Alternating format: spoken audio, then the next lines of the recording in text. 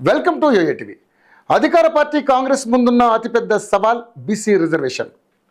రాష్ట్ర ప్రభుత్వం ఆమోదించిన బిల్లు కేంద్రంలో ఆమోదానికి నోచుకోవడం లేదు. దీంతో స్థానిక ఎన్నికల అంశంపై ఎలా ముందుకు వెళ్లాలనే దానిపై రేవంత్ సర్కార్ కసరత్తు చేస్తుంది. ఎన్నికలకు నిర్దిష్ట గడువు ఉండడంతో ఫోకస్ మొత్తం రిజర్వేషన్ల అంశంపైనే పెట్టినట్లుగా సమాచారం.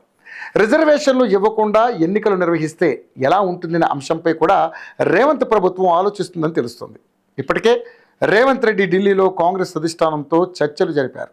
అనంతరం తెలంగాణలో డిప్యూటీ సీఎం బట్టి విక్రమార్క, మంత్రులు పొంగులేటి శ్రీనివాసరెడ్డి, పొన్నం ప్రభాకర్, సీతక్క, కొండా సురేఖ, జూపల్లి కృష్ణారావు, వాకిటి శ్రీహరి, అడ్లూరి లక్ష్మణ్ కుమార్ ఢిల్లీలో రాష్ట్ర ప్రభుత్వ ప్రత్యేక ప్రతినిధి ఏపీ జితేందర్ రెడ్డిలతో మంతనాలు జరిపారు.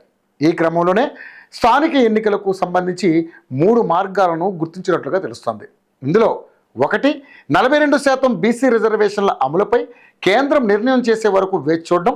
రెండోది పాత జీవో ప్రకారం ఎన్నికలకు వెళుతూనే కాంగ్రెస్ పార్టీ పరంగా బీసీలకు 42% రిజర్వేషన్లు అమలు చేయడం. ఇక బీసీలకు 42% రిజర్వేషన్లు అమలు చేస్తూ జీవో జారీ చేయడం మూడోది.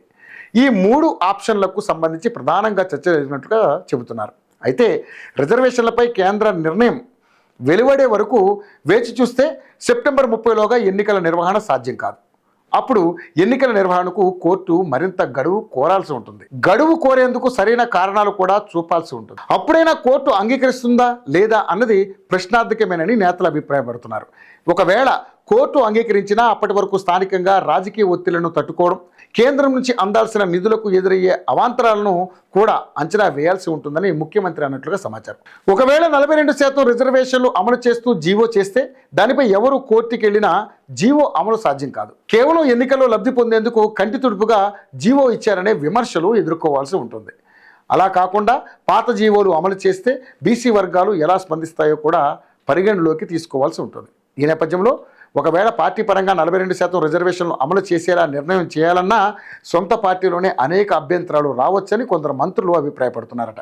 అయితే పార్టీ పరంగా 42% రిజర్వేషన్లపై తొలుత పార్టీ రాజకీయ వ్యవహారాల కమిటీలో చర్చించాల్సి ఉంటుందని, జిల్లాల వారీగా పార్టీ సమావేశాలను నిర్వహించి దీనిపై అవగాహన కల్పించడం, కొన్ని వర్గాల నేతలను ఒప్పించడం చాలా కీలకమనే అభిప్రాయాలు కూడా వ్యక్తమవుతున్నాయని సమాచారం. మరి ఇందుకు బీసీ వర్గాలు ఒప్పుకుంటాయా అనేది కూడా తేలాల్సి ఉంది.